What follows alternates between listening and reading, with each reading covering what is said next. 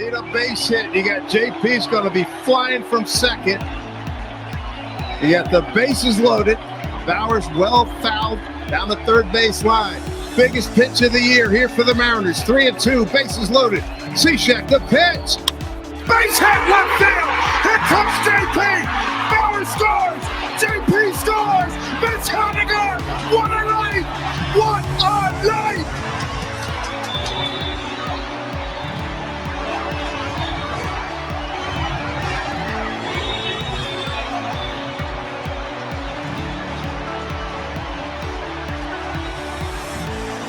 Telling you, hey now, hey now, hey now. When the moment is big, that's when the broadcaster gets big to match it. And today, we're clocking the big voices. This is Crafting the Call, and I'm Jesse Goldberg-Strassler. And my name is Josh Suchon. And Jesse, whenever I think about a broadcaster and the voice and how excited a broadcaster would be, I've always thought about it in terms of a headline in a newspaper. Is it a big, huge banner headline, or is it a small headline? Is it a transaction? And the size of the headline is appropriate for the news, and the intensity of your voice is appropriate based on what's happening in the game. But I love your idea of a fastball and what is the actual number on the velocity of a broadcaster's voice. I want to go back to that initial call that we just looked at with Dave Sims, who primes himself for the big moment.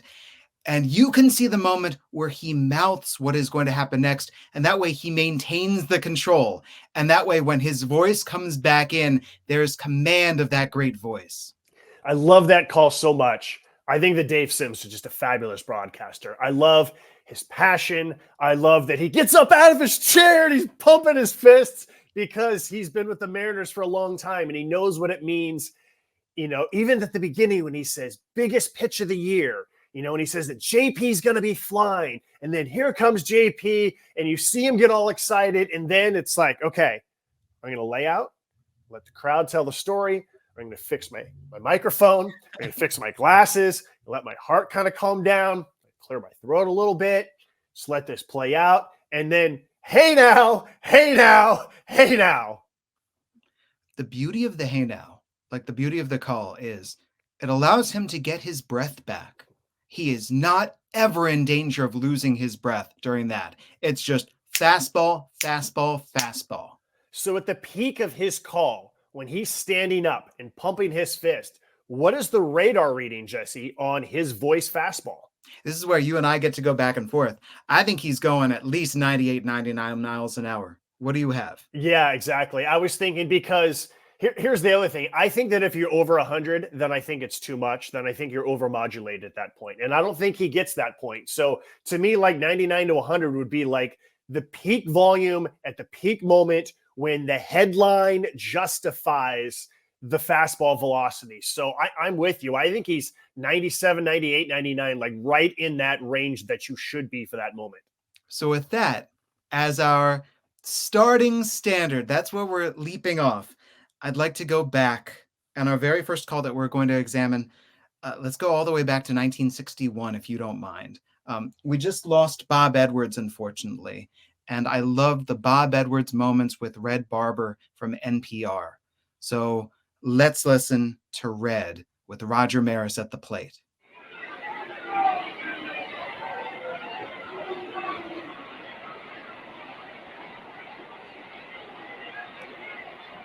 There it is.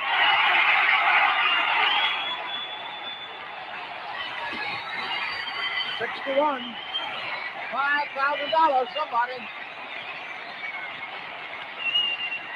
He got his pitch. Look, $5,000. And here is the fellow with 61. You're seeing a lot today.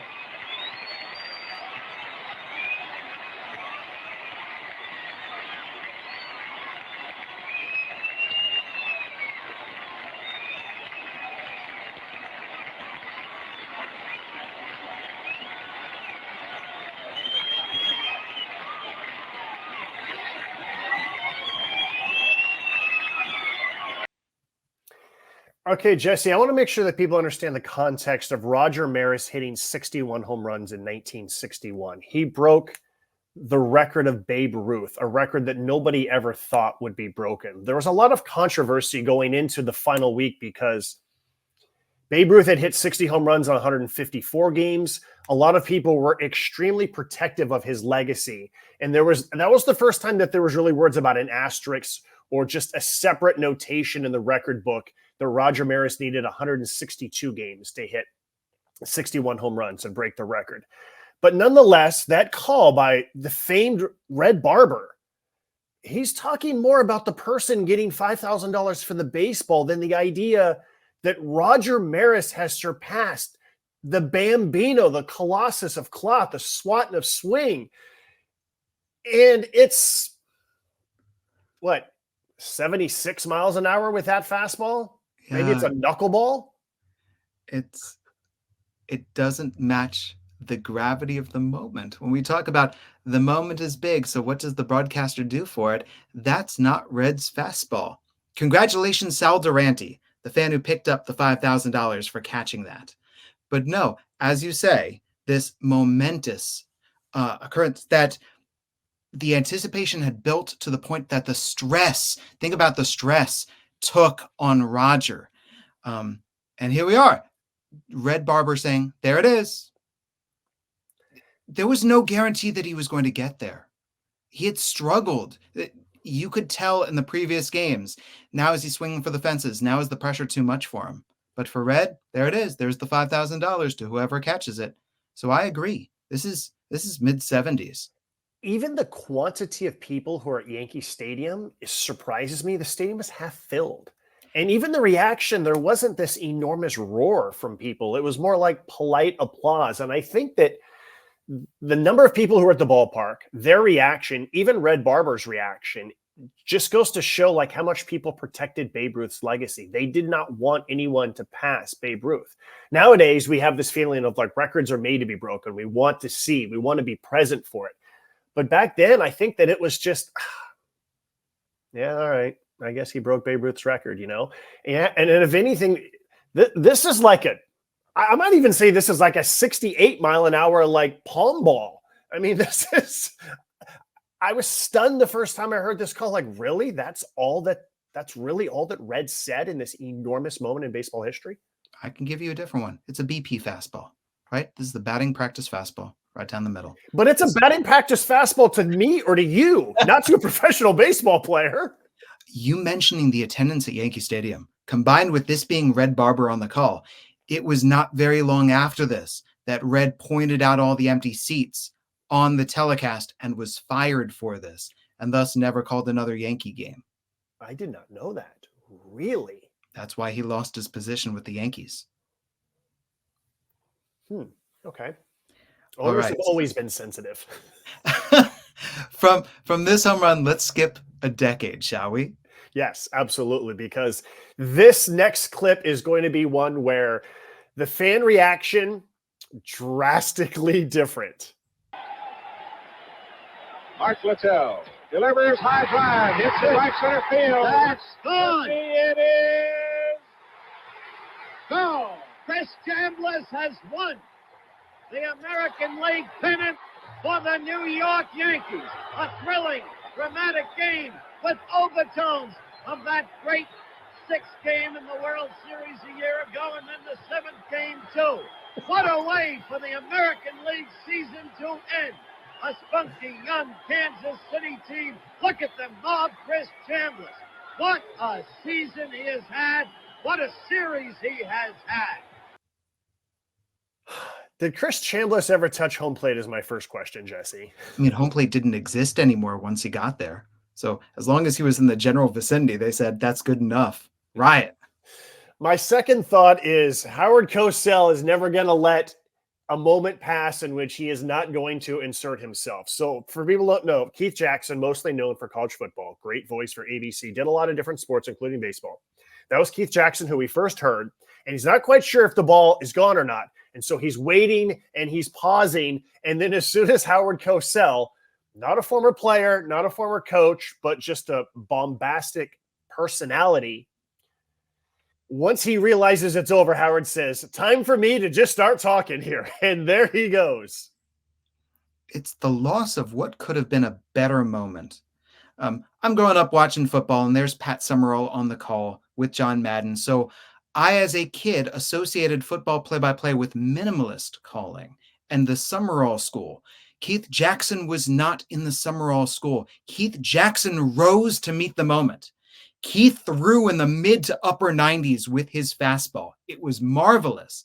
And so having Keith Jackson at the microphone for this moment with a walk-off propelling the Yankees forward after years of frustration for a proud franchise, and then Howard Cosell grabs the microphone from him.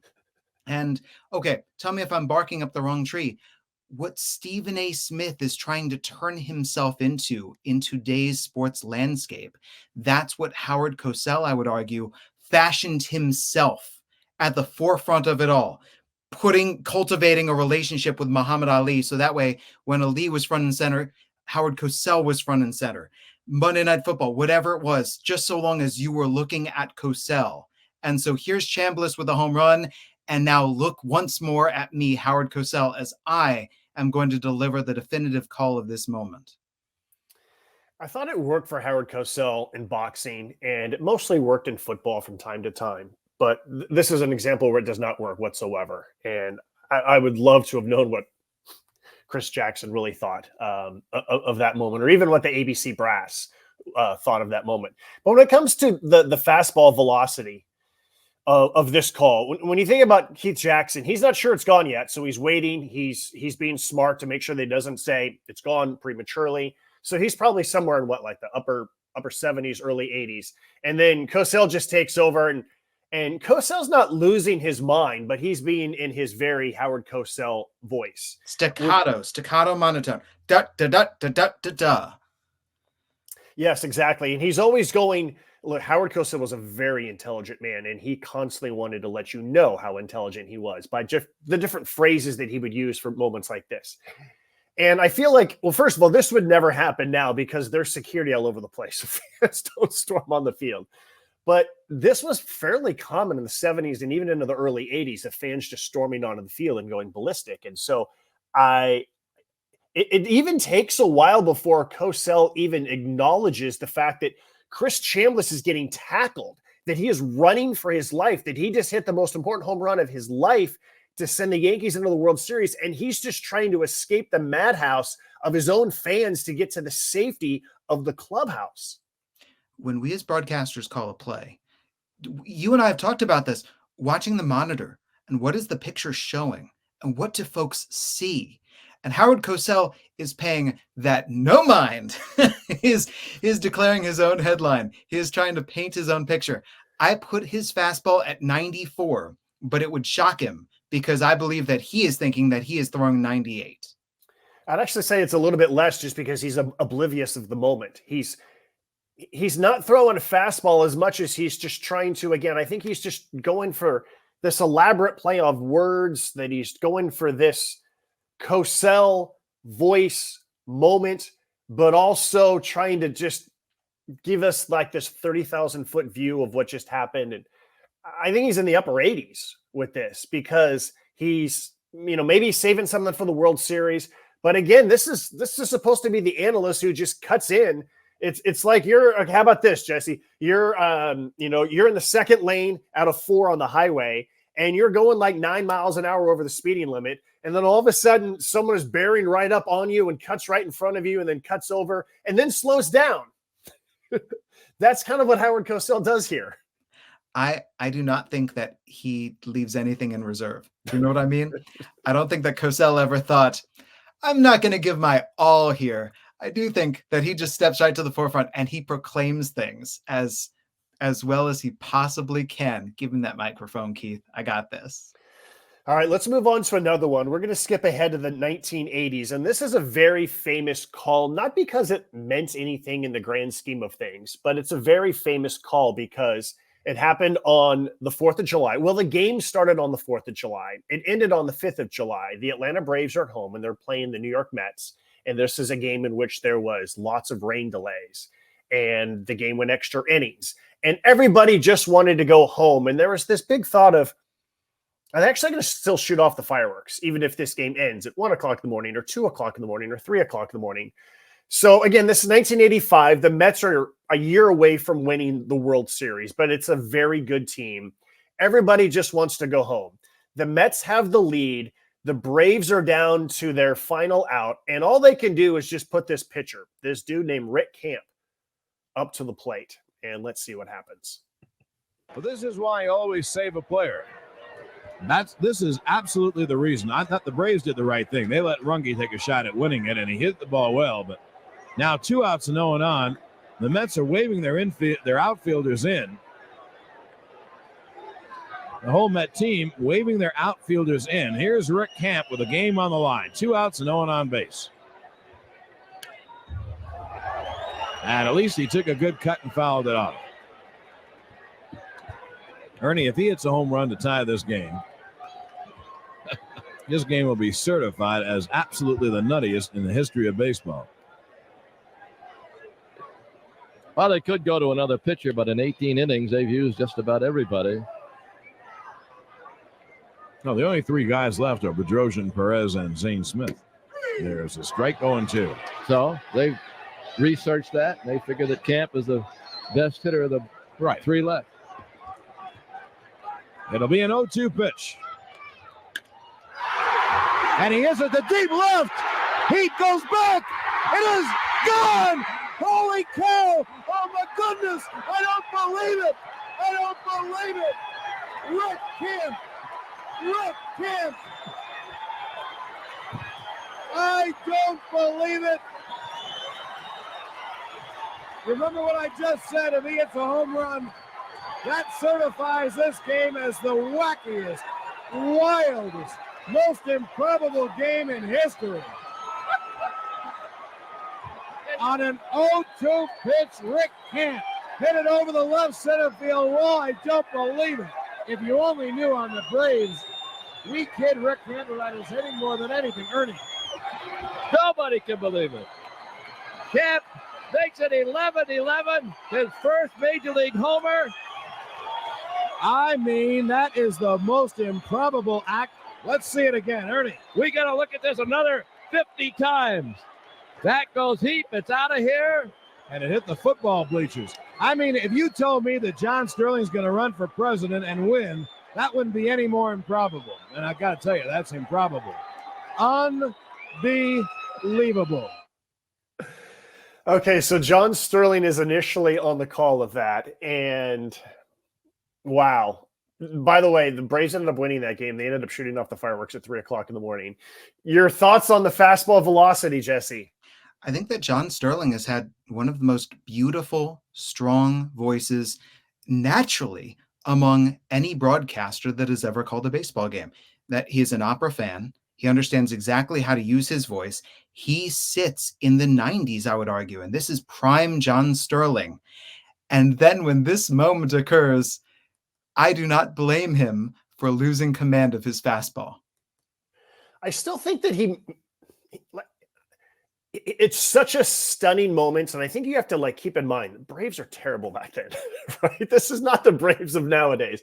This is the Braves where they were just terrible, and you got to think about just how tired you are, right? This is before cell phones where you can maybe send a text message to someone and remind them, hey, the game's still going on, I'll be home late. And I wouldn't be surprised if you're like, yeah, I kind of want to go home at this point. Here's Rick Camp at the plate. He's a pitcher. And I think that's why you keep hearing John Sterling say, Rick Camp. I don't believe it. I don't believe it over and over again. I think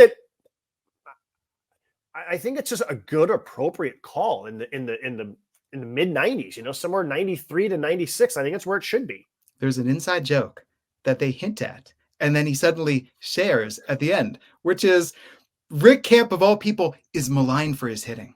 That of all the people, he's probably the very worst in the clubhouse.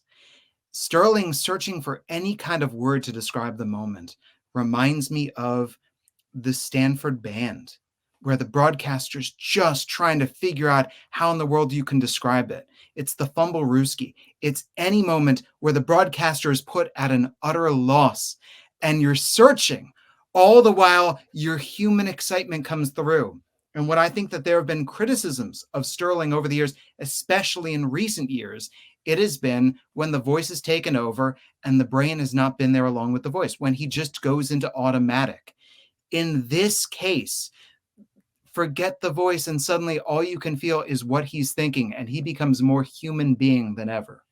And this is also, I think, a great example of don't have a home run call, don't have a catchphrase, just be in the moment, live in the moment. And I think that Sterling lives in this moment when he says, Rick Camp, I don't believe it. I don't believe it.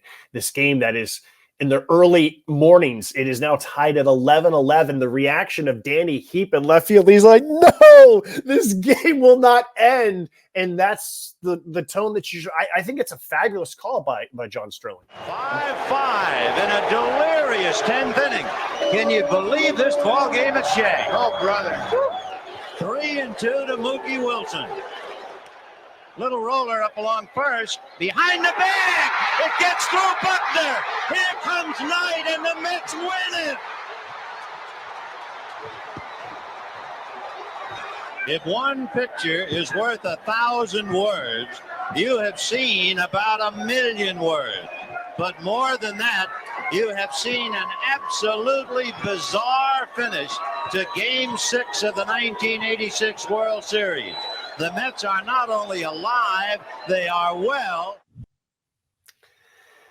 So most people know exactly what happened in that game, Jesse. But as a reminder, the Mets are down by 2 runs going to the bottom of the 10th inning. The first 2 batters get out, and then they rally. The game had been tied on a wild pitch, and so it's not like the Mets were 1 pitch away from losing at that point. The game was already tied. I think the greatness of Vin is that a lot of times when we're looking at calls like this, there's the crack of the bat, and your brain immediately thinks this could be a home run.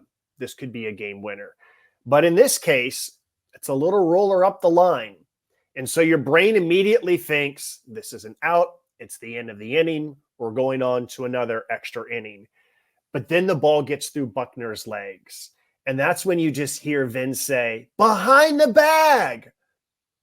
Here comes Knight, and the Mets win it. And I think that it illustrates how Vin can quickly turn based on something that happens that you don't think is about to happen. I'm going to nitpick Vin. I think that behind the bag is unnecessary. He's on the TV call. We know that it's behind the bag. The key is his next words. It gets through Buckner. And the reason why I wanted us to include this, if I said to you, give me a call where Vin gets big, give me a call where we actually hear his fastball, and not in the words that he uses, not in the phrases, the descriptions, the stories. I want to see a moment where the moment is big and Vin, you feel the energy rise to match it. It is, she is gone with Gibson. And then I think of this moment, and it gets through Buckner because of, as you mentioned, the unexpectedness to it, and hearing that unexpectedness invade Vin's voice and him expressing his utter shock at this. I think to go back to that behind the bag would be an example of, I'm just going to try and pretend like I'm in Vin's head here. A little roller up the line, and he's getting ready to say behind the bag, Buckner's there, goes to first, whatever, end of the inning. But then behind the bag comes out because he's not expecting it to get through. And then, like you said, he immediately recovers. It gets through Buckner. Here comes Knight, and the Mets win it. So Vin is never someone who wants to be throwing 100 miles an hour. That's not Vin's style. Vin is poetry. Vin is words. Vin is capturing the moment and laying out and just stringing the words together. But I don't know if Vin has ever yelled in his entire life, right? Like that's not Vin. And so even for him to say behind the bag, that might be one of the highest moments of his voice getting at any point in his career. I think about the All-Star game at Fenway Park when Mike Messina is pumping 93 miles an hour past Mark McGwire and past Sammy Sosa. I think this is Vin pumping 93 miles an hour. I think he does meet it. I think he's ready. And it gets through Buckner is perfect. The words are there, but the energy is there, and there's Vin on top of and riding the crowd. And then as we hear the moment continue, there's Vin finding the perfect words to sum everything up. But I think that a lesser broadcaster doesn't find the words when chaos breaks loose like this. I would love to know how much Vin was watching the monitor and how much he was watching the game, because when he says, "Here comes night," literally, here comes night, and the Mets win it, and you see the celebration of everybody going crazy. And so I would guess that Vin trained his eye immediately to the monitor, or he was watching the monitor the whole way. Remember, monitors back then were really small too. It's not like this huge big screen TV that you might have in your booth now. And I'll play devil's advocate. I think that Vin, as the consummate broadcaster, goes, there's the ball, where's the runner? And meanwhile, your TV producer right on it is thinking the exact same thing. So that's two people working with the same mind, and it works together perfectly. All right, let's get to the next one. We're going to skip ahead to another legendary moment from the playoffs. This is 1995. And I want to, before we get to this clip, the Seattle Mariners had never been to the playoffs. And remember, 1995, it's the year after the strike. The Mariners are trying to get a new ballpark built because the King Dome has never been very good. And the Mariners were way down in the playoffs, and they somehow get into the postseason. They win a one-game playoff, and now they are in the postseason for the first time. They are playing the New York Yankees. It is Game 5, the final game, do or die, best of 5 division series. And this is Dave Niehaus on the call. Love a base hit into the gap, and they could win it with junior speed to stretch. And the 0-1 pitch on the way to Edgar Martinez. Swung on the line down the left field line for a base hit. Here comes Joy. Here is Junior to third base. They're going to wave him in. The throw to the plate will be late. The Mariners are going to play for the American League Championship. I don't believe it. It just continues. My, oh my. Edgar Martinez with a double. Ripped down the left field line, and they are going crazy at the Kingdom.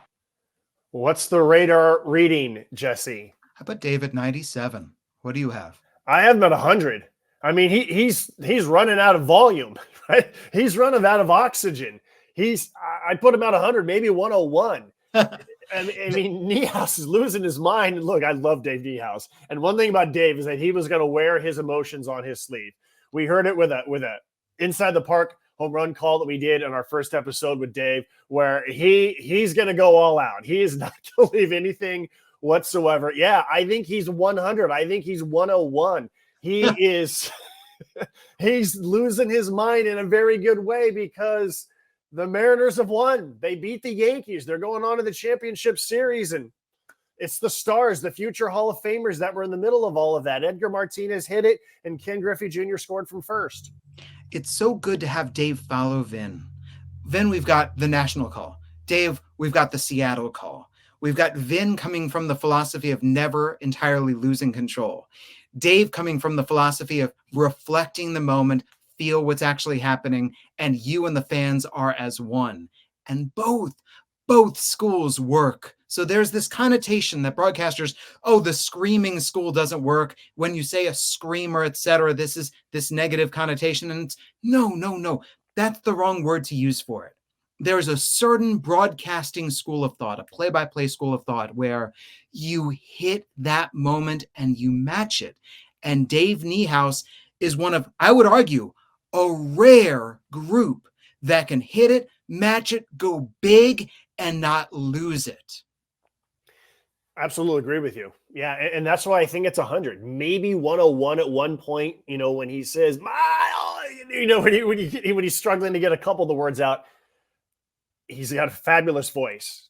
And that's why I love Dave Sims at the very start, finding his breath. But what I enjoy is picture the scouts behind home plate, checking on the picture. So I look at mine and then I lean over and I go, all right, what's Josh got? Ooh, 100. All right, let me. Remember the biggest spot of Gratterall's career right here. Well, Tatis on the year. 6 homers off of fastballs. 2 off of sliders. Those are the 2 dominant pitches that Gratterall has. You saw 100 already. Lifts his ball to deep center field. Bellinger twisting around, still going. He's at the wall. He leaps, and he made the catch. Cody Bellinger, a robbery of Tatis, keeping the Dodgers goes in front 4-3.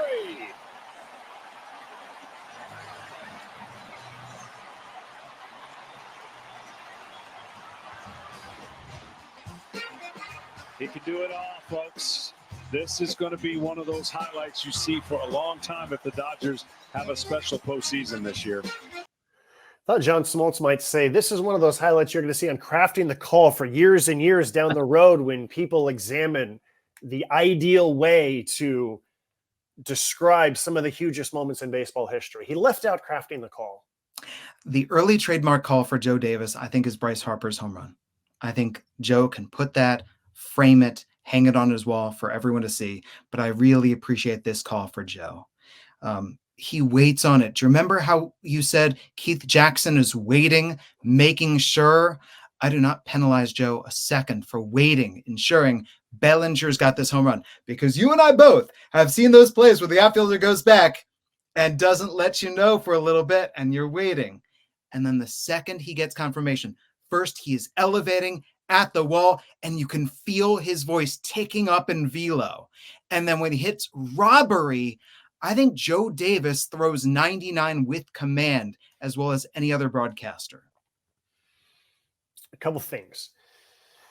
When the ball is off the bat of Tatis, I remember watching this game at the time thinking, this is not just a home run. This is way gone.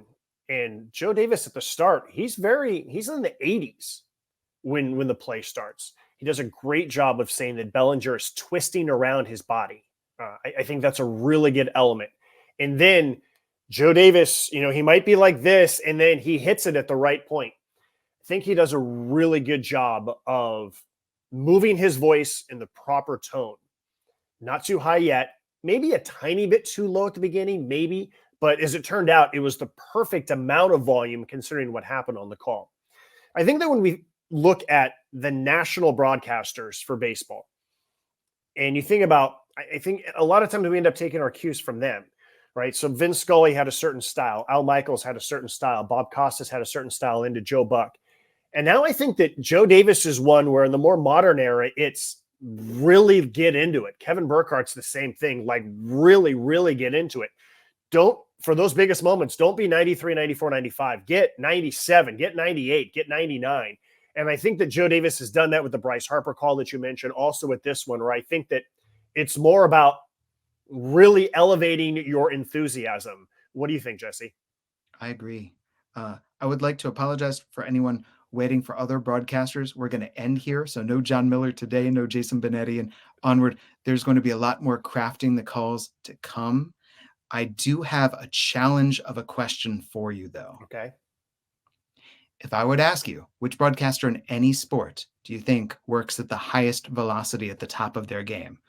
Who do you think is... I think of the oldest Chapman of broadcasters, but now we have more and more guys throwing 104, 105. Who do you think has the fastest fastball? Gus Johnson. That's a great pick. I might go Gus Johnson. Put it this way. When Gus Johnson does a game, it's a big game, number one. Gus Johnson's not doing some high school football game between a team that's 4-3 and a team that's 3-4, right? But even if he did, Gus Johnson's going to treat it like it's the Super Bowl. And Gus also has games where he works in the 70s. So sometimes he tosses a changeup at you, but he's ready to go above 100. Kevin Harlan was coming to mind immediately for me, and how fast Harlan's fastball is. But hey, I appreciate you taking this time on this extended metaphor. I love that idea of me saying to you on your next big highlight call that I hear you, hey, Josh, what were you throwing right there? Yeah, now I'm going to be super self-conscious. Thanks, Jesse, because I want to make sure that I'm not 103, that I'm not 110, but I also want to make sure I'm not 89. But the other thing, though, too, Jesse, is that these are extremely rare instances that I don't know if I've ever had a moment in 11 years of broadcasting Albuquerque Isotopes baseball. That's the backdrop behind me, by the way, with that gorgeous sunset. That's my view from my press box. I don't know if I've had a moment that would necessitate 97, that would justify 99 miles an hour. We haven't made the playoffs in 11 years, Jesse. I don't know if I've even had this moment, but I do know that if we do have this, if it's a down 3, the ultimate walk-off grand slam on the 4th of July, or in order to clinch a postseason berth, Jesse, I will text you. Yes. I threw 99 tonight. Yeah, and make sure it's not a fastball that hits the mascot, a la Bull Durham, right? I'm going to believe in you that you're going to put it right on the corner. And the same thing applies to you, Jesse. I want to make sure that your fastball is 99 and not 109 this year. Love it. Till next week, he's Josh Suchon. I'm Jesse Goldberg-Strassler. And this has been Crafting the Call.